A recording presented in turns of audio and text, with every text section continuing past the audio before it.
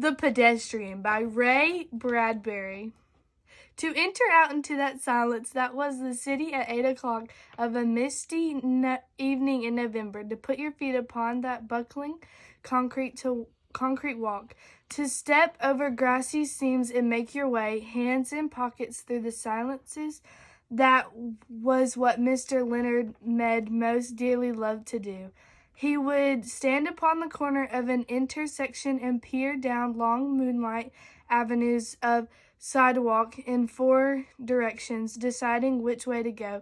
But it really made no difference. He was alone in this world of AD 2053, or as good as alone, and with a final decision made, a path selected, he would stride off, sending patterns of frosty air before him like the smoke of a cigar. Sometimes he would walk for hours and miles and return only at midnight to his house, and on his way he would see the cottages and homes with their dark windows, and it was not unequal to walking through a graveyard where only the faintest glimmers of firefly light appeared in flickers behind the windows. Sudden gray phantoms seemed to manifest upon inner room walks where a curtain was still undrawn against the night, or there were whisperings and murmurs where a window in a tomb-like building was still open.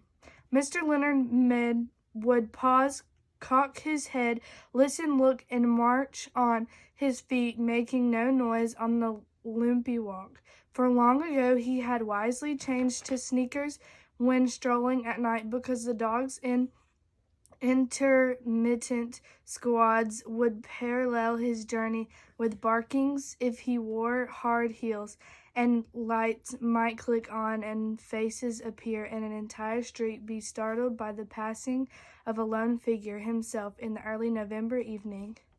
On this particular evening he began his journey in a westerly direction towards the hidden sea. There was a good crystal frost in the air. It cut the nose and made the lungs blaze like a Christmas tree inside. You could feel the cold light going on and off, all the branches filled with invisible snow. He listened to the faint push of his soft shoes through autumn leaves with a satisfaction, and whistled a cold, quiet whistle between his teeth, occasionally picking up a leaf as he passed, examining its skeletal pattern in the infrequent lamplights as he went on, smelling its rusty smell.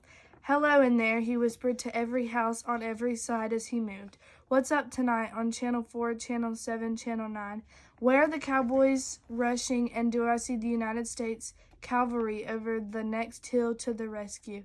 The street was silent and long and empty, with only his shadow moving like the shadow of a hawk in mid-country. If he closed his eyes and stood very still, frozen, he could imagine himself upon the center of a plain, a wintry, windless Arizona desert, with no house in 1,000 miles and only dry river beds and streets for the company. "What is it now?" he asked the houses, noticing his wrist watch. 8:30 p.m., time for a dozen assorted murders, a quiz, a review, a comedian falling off the stage. Was that a murmur of laughter from within a moon-white house? He hesitated, but went on when nothing more happened. He stumbled over a particularly uneven section of a sidewalk. The cement was vanishing under flowers and grass in 10 years of walking by night or day. For thousands of miles he had never met another person walking, not once in all that time. He came to a clover-leaf intersection which stood silent, where two main highways crossed the town. During the day it was a thunderous surge of cars, the gas station open, a gray insect rustling, and a caseless jockeying for position as the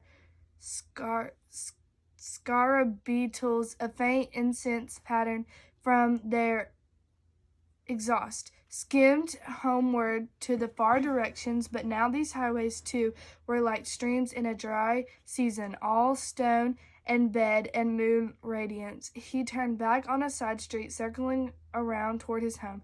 He was within a block of his destination when the lone car turned a corner quite suddenly and flashed a fierce white cone of light upon him. He stood entranced, not unlike a night moth stood by the illumination and then drawn toward it. A metallic voice called to him, "Stand still, stay where you are, don't move." He halted. "Put up your hands." "But," he said, "your hands up or we'll shoot." The police, of course, but what a rare, incredible thing. In a city of 3 million where there was only one police car left, wasn't that correct? Ever since a year ago, 2052, the election year, the force had been cut down from 3 cars to 1. Crime was ebbing. There was no need now for the police, save for this one lone car wandering the empty streets. "Your name?" said the police car in a metallic whisper. He couldn't see the men in it for the bright light in his eyes. "Leonard Med," he said. "Speak up, Leonard Med. Business or profession?" "I guess you'd call me a writer." "No profession," said the police car as if talking to itself. The light held him fixed like a museum specimen, needle thrust through chest. "You might say that," said Mr. Med. He hadn't written in years. Magazines and books didn't sell anymore. Everything went on in the tomb-like houses at night.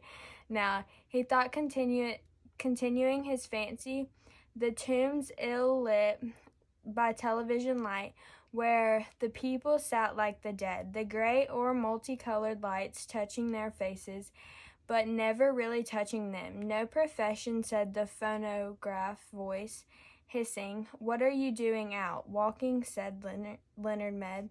"Walking." "Just walking," he said simply, but his face felt cold. "Walking, just walking?" "Yes, sir." "Walking where?" "For what?" "Walking for air, walking to see your address." 11 South St. James Street. "There is air in your house. You have an air conditioner, Mr. Med." "Yes." "And you have a viewing screen in your house to see with." "No." "No." There was a crackling quiet that in itself was an accusation. "Are you married, Mr. Med?" "No, not married," said the police voice behind the fiery beam. The moon was high and clear among the stars, and the houses were gray and silent. "Nobody wanted me," said Leonard Med with a smile. "Don't speak unless you're spoken to." Leonard Med waited in the cold night. "Just walking, Mr. Med?" "Yes, but you haven't explained for what purpose." "I explained for air and to see and just to walk." "Have you done this often?" "Every night for years." The police car sat in the center of the street with its radio throat faintly humming. "Well, Mr. Med," it said, "is that all?" he asked politely. "Yes," said the voice. "Here." There was a sigh, a pop. The back door of the police car sprang wide. "Get in. Wait a minute. I haven't done anything. Get in." "I protest, Mr. Med." He walked like a man suddenly drunk. As he passed the front window of the car, he looked in. As he had expected, there was no one in the front seat, no one in the car at all. "Get in." He put his hand to the door and peered into the back seat, which was a little cell, a little black cell with bars. It smelled of riveted steel. He smelled of harsh antiseptic. It smelled too clean and hard and metallic. There was nothing soft there. "Now, if you had a wife to give you an alibi," said the iron voice. "But where are you taking me?" The car hesitated, or rather gave a faint wiring click, as if information somewhere was dropping card by punch-slotted card under electric eyes. "To the Psychiatric Center for Research on Regressive Tendencies." He got in. The door shut with a soft thud. The police car rolled through the night avenues Flashing its dim lights ahead, they passed one house on one street. A moment later, one house in an entire city of houses that were dark, but this is one particular house had all of its electric lights brightly lit.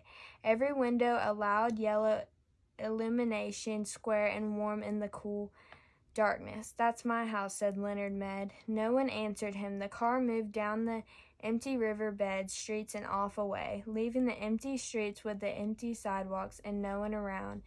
No sound and no motion all the rest of the chill November night.